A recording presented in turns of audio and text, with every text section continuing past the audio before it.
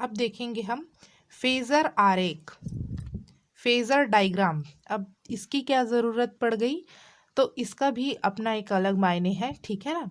देखिए यहाँ प्रत्यावर्ती वोल्टेज और प्रत्यावर्ती धारा को मैंने प्रदर्शित किया है, ठीक है। यहाँ परिमाण ज्ञात करना, इसके बीच कितना कलांतर है ये ज्ञात करना थोड़ा मुश्किल हो जाता है, ठीक है। तो इसलिए एक आसान तरीका बना गया है फेजर आरेख, फेजर डायग्राम, जिससे प्रत्यावर्ती धारा का हम सरलता से मापन कर सकते हैं, उसका गणना कर सकते हैं बहुत ही आसानी से, ठीक है ना। तो ये जो है प्रत्यावर्ती वोल्टेज का शिखर मान है, जितनी इसकी लंबाई है, ठीक है। ये अपने यहाँ हम धारा और वोल्टेज को सदिश रूप में व्यक्त करते हैं। सदिश मतलब जिसमें परिमाण भी होगा और जो दिशा भी दर्शाएगा, ठीक है ना।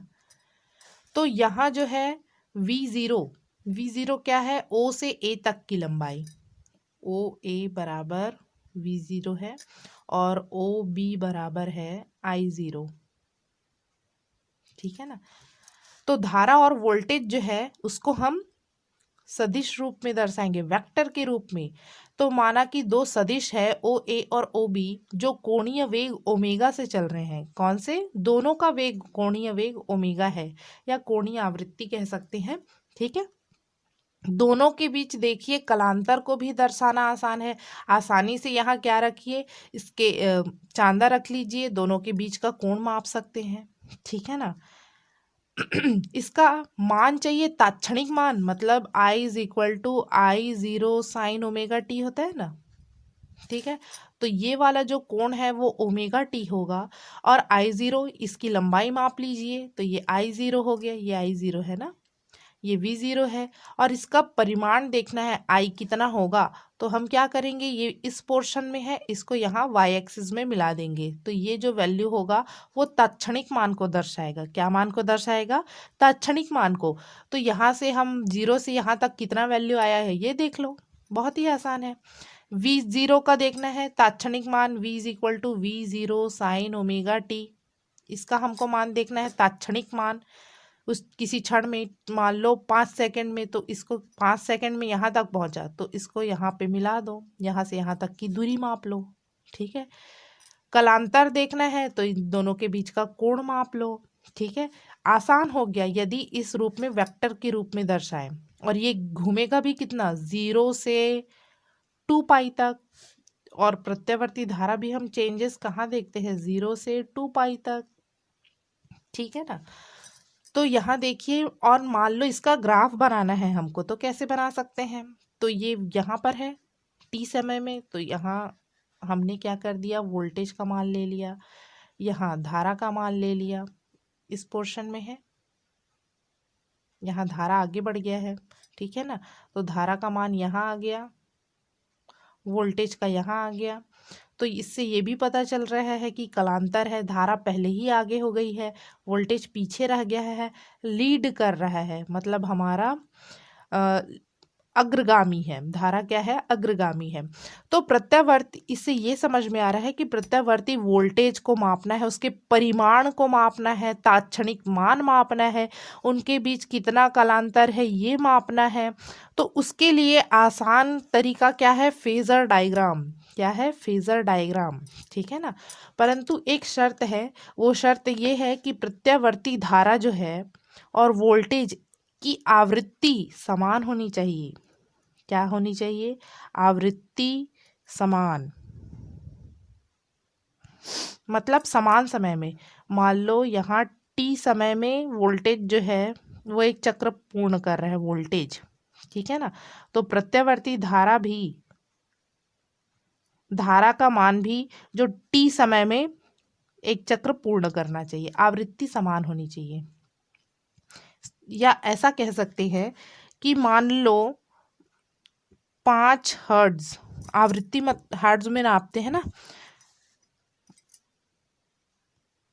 सॉरी ये थोड़ा सा गलत हो गया था। आवृत्ति समान होने का तात्पर्य है कि यदि 1 सेकंड में कितना चक्र पूर्ण कर रहा है, ठीक है ना।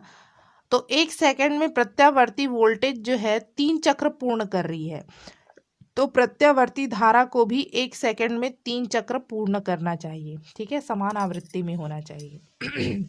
यहाँ देखते हैं आगे, ये और समझाया गया है फेजर डायग्राम को। ये समान कला में है, देखिए I0 भी यही है, V0 भी इसी में है। यहाँ देखिए इनके बीच कलांतर था फाई, वो भी आसानी से दिख रहा है। V0 पीछे है, I0 आगे चला गया है। ठीक है ना। तो यहाँ देखिए अब क्या हो जाएगा, ये दोनों समान कला में है। जब I0 हाई है तो V0 भी है यहाँ पर। ठीक है, जिस मान पे है दोनों के बीच कोई कलांतर दिख रहा है क्या? नहीं। तो देखो कितना आसान हो गया मापना। ठीक है, डायग्राम भी आसानी से बना सकते हैं हम। उन कोण ओमेगा टी, ठीक है, ये दर्शाएगा, ये जो कोण है एक्स एक्सिस से वो ओमेगा टी को दर्शाएगा। तात्क्षणिक मान देखना है V0 साइन ओमेगा टी, तो क्या करेंगे, इसको यहाँ से जो पॉइंट यहाँ पर जुड़ेगा वो होगा V0 साइन ओमेगा टी का, यहाँ इसको जोड़ दिए तो ये होगा I0 साइन ओमेगा टी का। बहुत ही आसान हो जाता है। ठीक है, ये हो। अब देखते हैं कला आरेख। ठीक है, कला में केवल कलांतर को दर्शाएगा। कला आरेख से क्या पता चलेगा, केवल कलांतर है या नहीं। ठीक है, वोल्टेज और धारा के बीच कलांतर है या नहीं।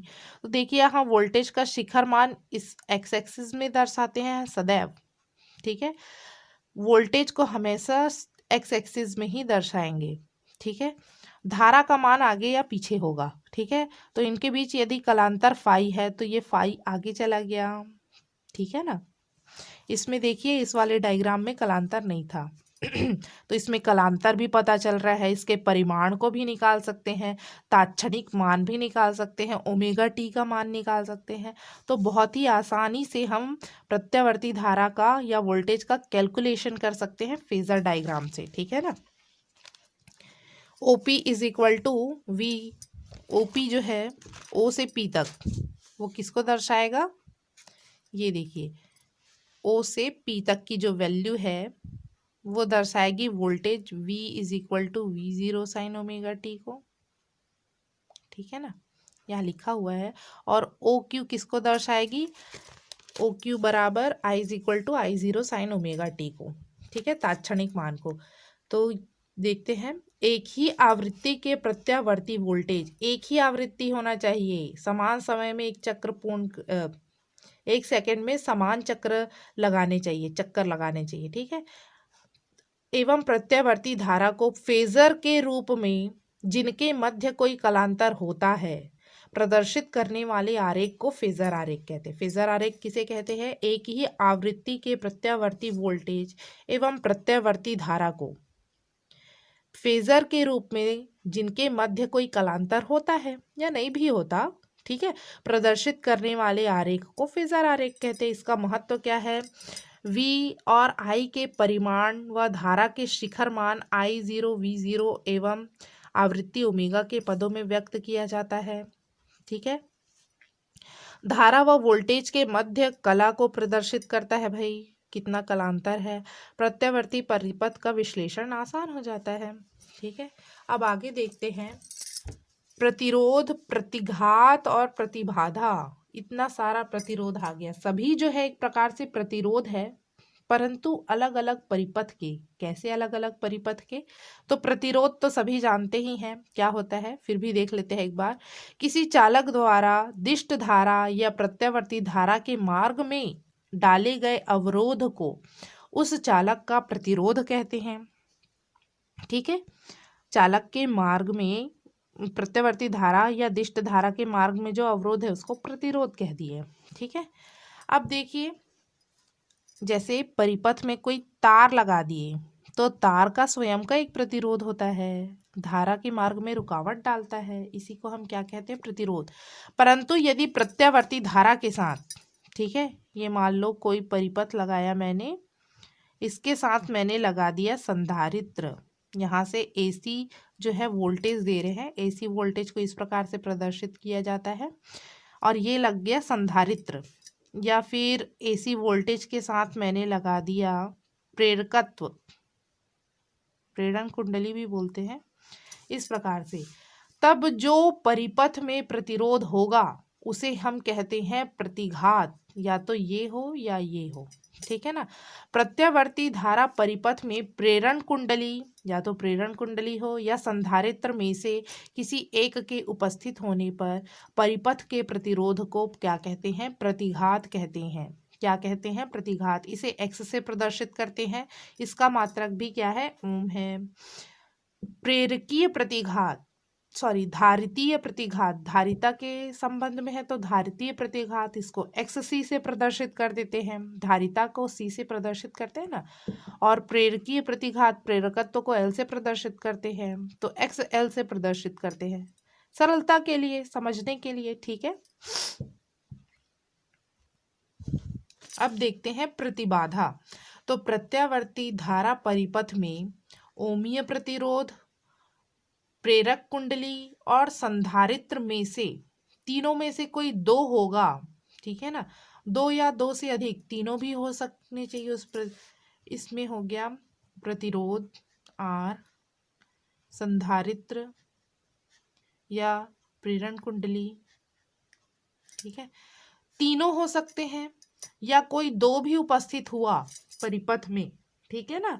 तो उस समय जो परिपथ का प्रतिरोध होगा उसे कहते हैं प्रतिबाधा, ठीक है। क्या कहते हैं, प्रतिबाधा। इसे Z से प्रदर्शित करते हैं, इसका भी मात्रक क्या है, ओम है, ठीक है ना। ये सब आगे काम आएगा, परिपथ में ध्यान रखेंगे। अब देखते हैं विभिन्न प्रकार के एसी परिपथ। हमारे पास एसी परिपथ बहुत टाइप से आएंगे, तो उसमें पहला है एसी परिपथ जिसमें केवल ओमीय प्रतिरोध हो, ठीक है, केवल प्रतिरोध बस हो। तो यहाँ मैंने क्या किया है, एक एसी वोल्टेज सोर्स लगा दिया है जिससे धारा प्रवाहित हो रही है, ये प्रतिरोध है, इसके बीच वोल्टेज ड्रॉप जो है RI होगा, ठीक है ना। माना ओमीय प्रतिरोध, भाई सर्किट देख के लिख सकते हैं ना। ओमी प्रतिरोध आर के सिरों के मध्य एक प्रत्यावर्ती वोल्टेज स्रोत जोड़ा गया है, अतः तार के सिरों के मध्य प्रत्यावर्ती धारा स्रोत की वोल्टता आरोपित हो जाती है, ठीक है, जिससे यहाँ वोल्टेज उत्पन्न हो जाएगा। तार में प्रत्यावर्ती धारा प्रवाहित होने लगती है, जिससे तार में क्या होगा, धारा प्रवाहित होने लगेगी। माना किसी क्षण पर प्रत्यावर्ती वोल्टता V is equal to V0 sine omega t है, ऐसे ही प्रदर्शित करते हैं, ठीक है। तो ये समीकरण 1 हो गया। यदि उसी क्षण पर प्रतिरोध R में बहने वाली प्रत्यावर्ती धारा का मान I हो तो, ठीक है, उसी समय क्या होगा, धारा क्या है, I। तो I इज इक्वल टू हम जानते हैं V अपॉन R होता है ओम के नियम से, V is equal to I R. तो I इज इक्वल टू क्या हो जाएगा, V अपॉन R, ठीक है।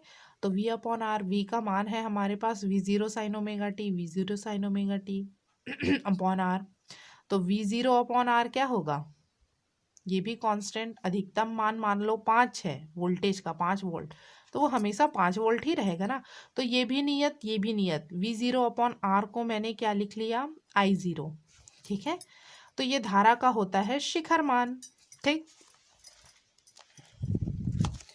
अर्थात समीकरण 1 व 2 से ओमीय प्रतिरोध वाले परिपथ में प्रत्यावर्ती वोल्टेज और प्रत्यावर्ती धारा समान कला में होते हैं।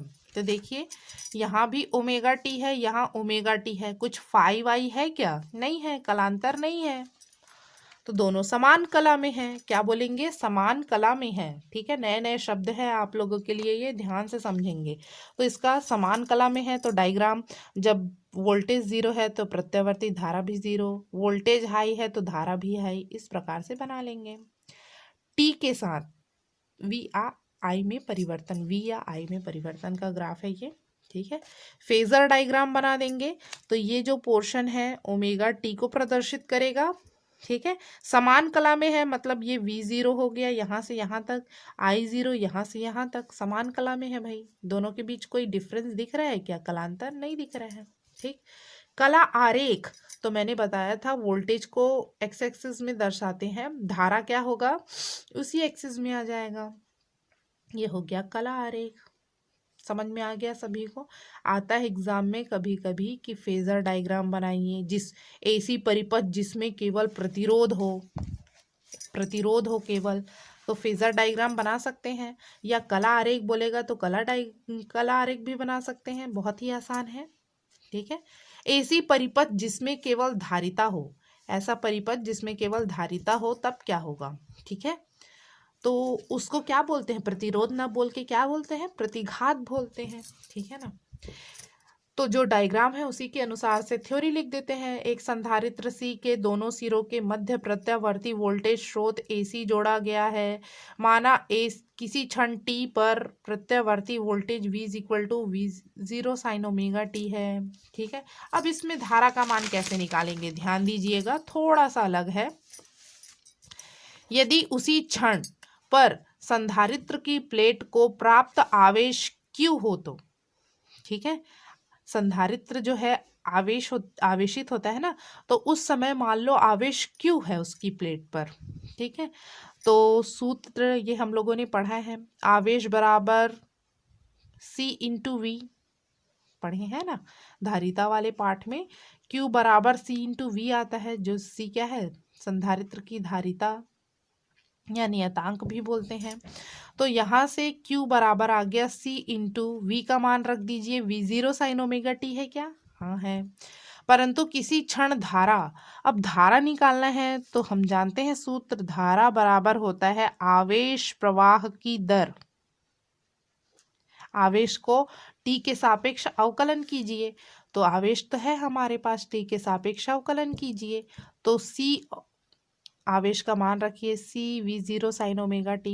C और V0 कांस्टेंट है, केवल समाकलन होगा साइन ओमेगा t का, तो ये हो जाएगा कॉस ओमेगा, समाकलन नहीं सॉरी अवकलन अवकलन होगा साइन ओमेगा t का। d बाई डी एक्स होता है साइन x का कॉस x, ठीक है।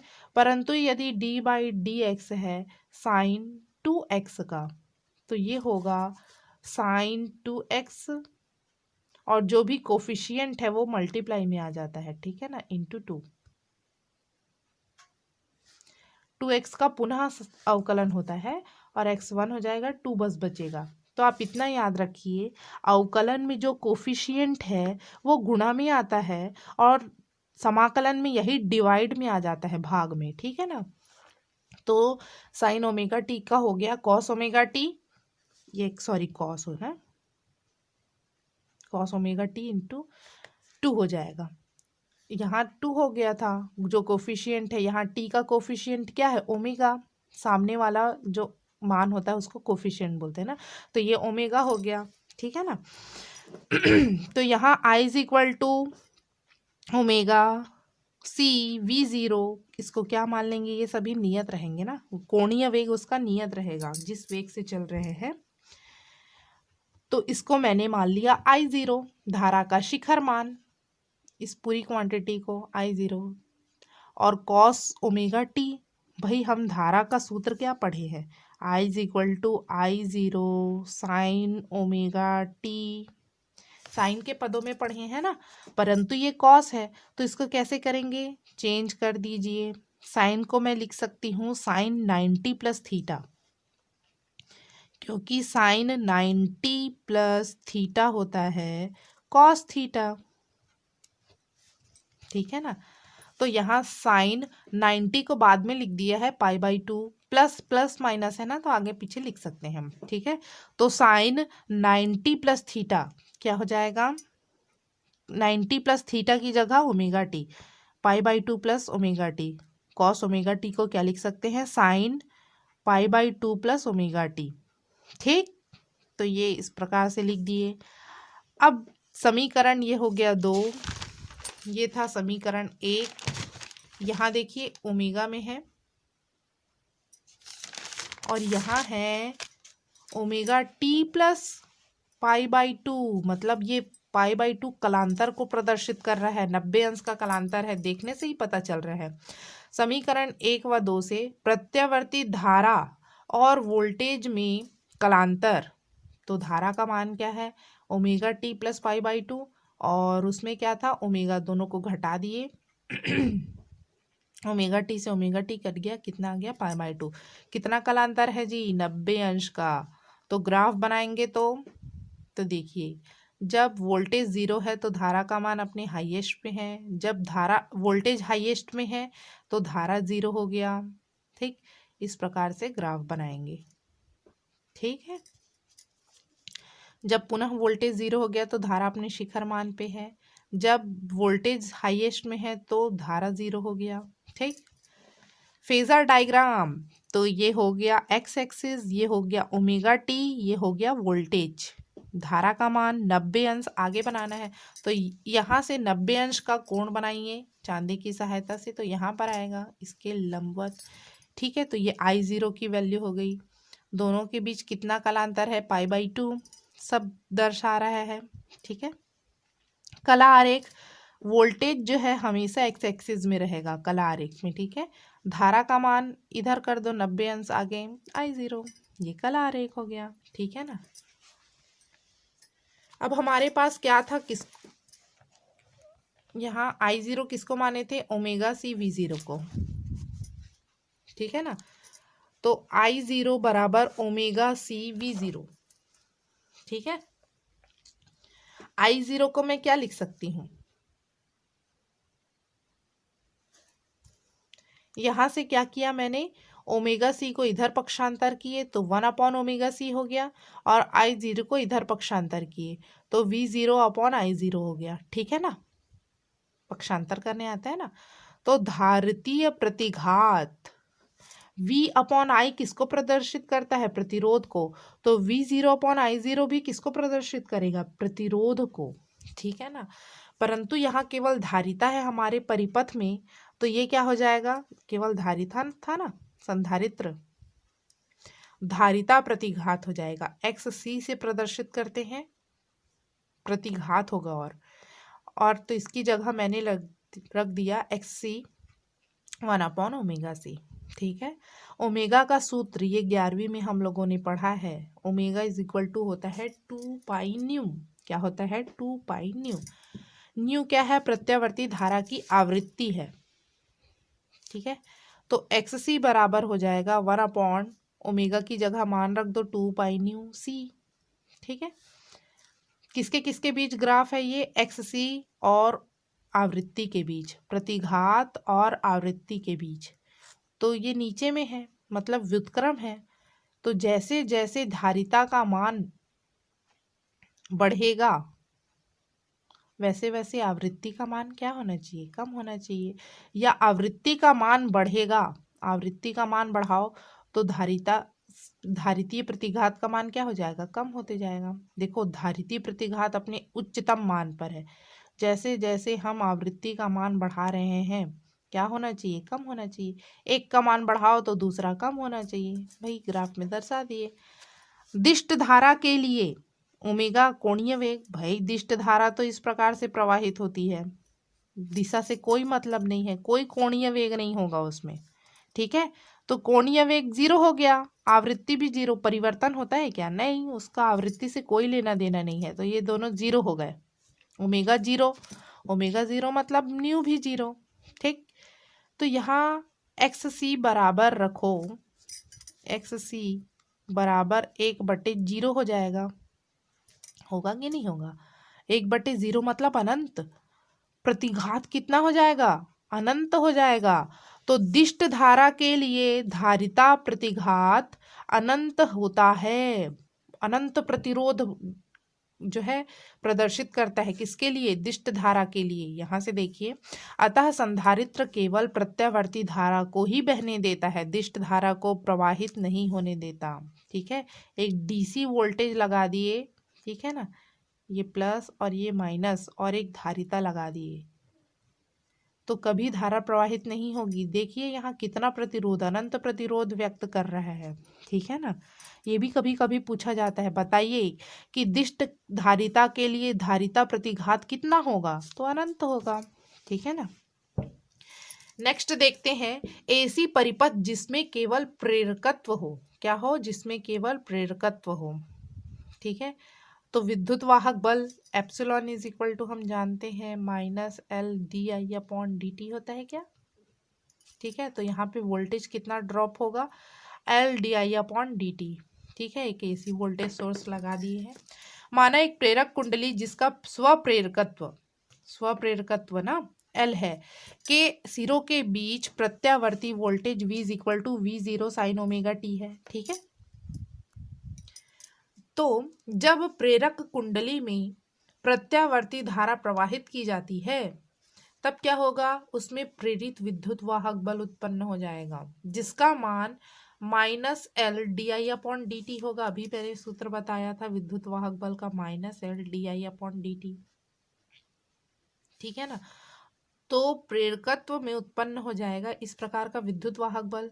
तो परिपथ में वोल्टेज कितना होगा, अतः परिपथ में तात्क्षणिक वोल्टेज होगा जितना हमने एसी वोल्टेज सोर्स लगाया था वो, और इस ये जो प्रत्यावर्ती प्रेरण कुंडली में जितना वोल्टेज उत्पन्न हुआ है दोनों को क्या कर देंगे, जोड़ देंगे। ठीक है, इसमें जितना वोल्टेज लगाए थे और ये उत्पन्न किया तो दोनों को क्या कर देंगे, जोड़ देंगे। तो जोड़ेंगे तो V is equal to minus L D I upon D T. भाई प्लस माइनस माइनस हो जाएगा ना, ये माइनस में है। ठीक है किरचॉफ के नियम से, द्वितीय नियम से क्या होता है, एक बंद परिपथ में संपूर्ण वोल्टेज का बीजगणितीय योग 0 के बराबर होता है। तो summation of voltage is equal to 0 हो जाएगा। वोल्टेज, समीशन ऑफ वोल्टेज कितना है, V minus L D I upon D T, V minus L D I upon D T बराबर 0। तो V बराबर, इसको पक्षांतर कर दीजिए। ठीक है ना, डी आई बराबर क्या होगा, V upon L, V upon क्या हो जाएगा, L, और ये हो जाएगा डी टी। ठीक है ना, तो डी आई बस बचा। अब I का मान निकालना है तो ये D हटना चाहिए, तो कैसे निकालेंगे, समाकलन करके। तो समाकलन कर दीजिए, D I is equal to V की वैल्यू पुट कर दीजिए, V0 साइन ओमेगा टी। समाकलन करेंगे तो V0 अपॉन एल बाहर आ जाएगा, केवल साइन ओमेगा टी का होगा। ठीक है, अभी मैंने बताया था कि इंटीग्रेशन करते हैं तो क्या होता है, cos x minus cos x होता है, और इंटीग्रेशन करेंगे मान लो साइन 2x dx का, तो ये हो जाएगा minus cos 2x divided by 2। जो कोफिशियंट है वो डिवाइड में आ जाएगा, समाकलन में, अवकलन में गुणा में आ जाता है। ठीक है, तो ये हो जाएगा minus cos omega T divided by omega. ठीक है, आई इज इक्वल टू हमारे पास आ जाएगा minus V0 upon omega L cos omega t. ठीक है, तो I is equal to V0 upon omega L को हम क्या मानेंगे, I0 मान लेंगे। ठीक है, और कॉस को मैं क्या लिखूंगी, यहाँ पर ध्यान देंगे, ये माइनस भी हटाना है हमको। ठीक है, तो क्या करेंगे, साइन माइनस थीटा बराबर होता है साइन थीटा। ठीक है ना, और साइन 90 माइनस थीटा बराबर होता है कॉस थीटा। ठीक है, तो यहाँ मैंने कॉस ओमेगा, ये दोनों सूत्र याद रखेंगे, कॉस ओमेगा टी को मैं क्या लिखूंगी, कॉस साइन 90 माइनस थीटा, यही लिखेंगे ना। कॉस को क्या लिखेंगे, साइन 90 माइनस थीटा, थीटा तो 90 माइनस ओमेगा टी, थीटा की जगह क्या हो जाएगा, ओमेगा टी। अब यहाँ माइनस है, माइनस को भी हटाना है तो मैं इसको ऐसा लिख सकती हूँ, साइन, साइन थीटा को क्या लिख सकते हो, साइन माइनस थीटा भी लिख सकते हैं। माइनस को अंदर ले लो, सॉरी ये माइनस होता है ना, sine minus theta minus sine theta होता है। ठीक है, तो साइन ये माइनस रहेगा यहाँ पर, ये एक स्टेप और लिख देते हैं, I is equal to V0 upon omega L, यहाँ ही से समझिए। तो साइन, ध्यान दीजिए, साइन माइनस थीटा बराबर होता है माइनस साइन थीटा। क्या होता है, माइनस साइन थीटा। तो माइनस साइन थीटा को मैं क्या लिख सकती हूँ, माइनस भी है ना, माइनस साइन थीटा को मैं लिख सकती हूँ साइन माइनस थीटा, माइनस अंदर लेके जाओ, पाई बाई 2 माइनस थीटा का मान ओमेगा टी। ध्यान से समझेंगे, यहाँ ये थीटा है ना, तो ये हो जाएगा साइन, माइनस को अंदर लेके जाओ और ये प्लस में हो जाएगा, minus minus plus omega t minus pi by two. ठीक है ना। हम जानते हैं कॉस थीटा को साइन के पदों में चेंज करना है, तो साइन 90 माइनस थीटा बराबर होता है कॉस थीटा। तो ये वाला सूत्र लगा लिए। ठीक है। अब हम माइनस को भी हटाना है। माइनस को कैसे हटाएंगे? तो साइन माइनस थीटा बराबर होता है माइनस साइन थीटा। तो माइनस साइन थीटा को मैं क्या लिख सकती हूँ? Sine minus pi by two minus omega t, theta की जगह ये। ठीक है। तो ये हो जाएगा माइनस, अंदर मल्टीप्लाई करो, sine omega t minus pi by two. ठीक है। तो ये हो गया हमारे पास sine omega t minus pi by two. ठीक है। माइनस भी हट गया और प्लस साइन के पदों में भी आ गया। और इसको देख के ये पता चल रहा है कि ये पीछे चल रहा है, धारा पीछे चल रही है, पश्चगामी हो गया भाई। ठीक है ना। यहाँ देखिए I0 बराबर है omega zero upon V0 upon omega L, धारा का शिखर मान है। ठीक है। समीकरण 1 व 2 से प्रत्यावर्ती वोल्टेज और प्रत्यावर्ती धारा में कलांतर क्या होगा? वोल्टेज और धारा में देख रहे हैं ना, तो वोल्टेज का कितना है? ओमेगा टी है। धारा का कितना है? Omega t minus pi by to है। ठीक है ना। तो ये दोनों कट गया, ओमेगा ओमेगा, ये माइनस माइनस प्लस हो गया पाई बाई टू। केवल प्रेरकत्व वाले एसी परिपथ में प्रत्यावर्ती धारा प्रत्यावर्ती वोल्टेज से पाई बाई टू रेडियन या 90 अंश पीछे होती है। ठीक है। अब यहाँ देखिए I0 बराबर V0 अपॉन ओमेगा एल। ठीक है ना। तो I0 upon V0 upon I0 रखिए, ये प्रतिरोध है। V upon I is equal to होता है R, परंतु प्रतिघात बोलेंगे ना यहाँ, प्रेरण प्रतिघात एक्स एल से प्रदर्शित करेंगे ओमेगा एल। ये ग्राफ से प्रदर्शित कर दिए इसको। ठीक है ना। कैसे पीछे चल रहा है, ये अपने जीरो पर है तो ये माइनस में है, ये आगे पहुंच गया तो अभी भी ये जीरो है, पिक वैल्यू पर है। ये जब जीरो हो गया तब ये हाई। तो ग्राफ देखिए, ग्राफ बनाना आप लोगों को आ जाएगा। 90 अंश पीछे है, ये जीरो पर है तो ये माइनस में है, ये हाईएस्ट पॉइंट है तब जीरो पर पहुंच जाइए, ये फिर जीरो हो गया तब हाईएस्ट पर पहुंच रहा है तो पीछे है ये। ठीक है ना। देयर चूंकि omega is equal to 2 pi nu होता है, अभी हम लोगों ने सूत्र पढ़ा है, तो एक्स एल बराबर ओमेगा की जगह रखेंगे 2 पाई न्यू इंटू एल। ठीक है। आवृत्ति जैसे जैसे बढ़ा रहे हैं प्रतिरोध का मान भी बढ़ रहा है, प्रतिघात का, सॉरी। ठीक है ना। तो ये ग्राफ से भी प्रदर्शित कर दिए। देष्ट धारा के लिए ओमेगा भी जीरो होता है और आवृत्ति भी जीरो होता है। ठीक है। तो यहाँ जीरो रखो, जीरो आएगा एक्स एल जून। तो दिष्ट धारा के लिए प्रेरण प्रतिघात क्या होता है जी? शून्य होता है, जीरो दर्शाता है एकदम। ठीक है। ये पूछा जाता है ना। फेजर डायग्राम और कला आरेख बना दिए। मैंने बताया है कला में वोल्टेज हमेशा एक्स एक्सिस में रहेगा, धारा को पीछे कर दो, 90 अंश पीछे चल रहा है इसलिए। ठीक है।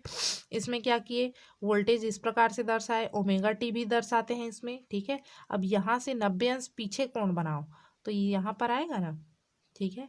तो ये 90 अंश पीछे चल रहा है, ये हो गया फेजर डायग्राम, बहुत ही आसान है। ठीक है।